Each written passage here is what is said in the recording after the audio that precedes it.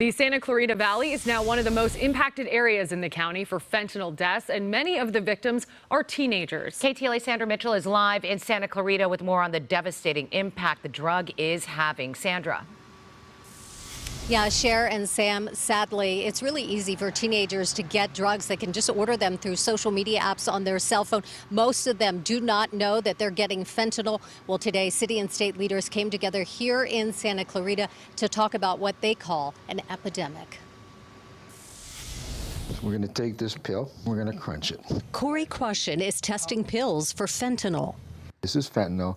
This pill can kill somebody. At Quashin's drug rehab center in Santa Clarita today, an ominous warning. Every drug out there is fake.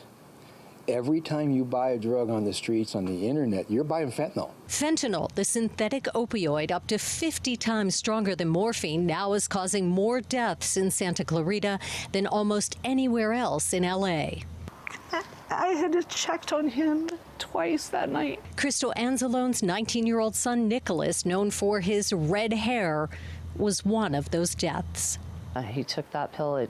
That was it, one pill, and within the end of the day, he was craving it already. She found his body on their living room floor.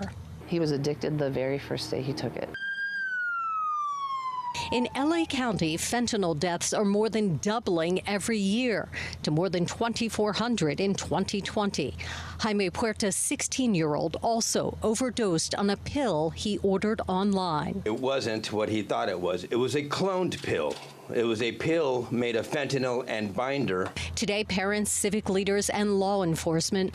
I don't care who you are or where you come from. If you're doing something that's causing someone else's death, you should pay the price for that. Came together, a warning for drug dealers, but maybe more importantly, a warning for parents. It's the worst thing that I have ever had happen. It is devastating, and she's not alone, Sandra. What can parents do if they suspect that their kids are at risk?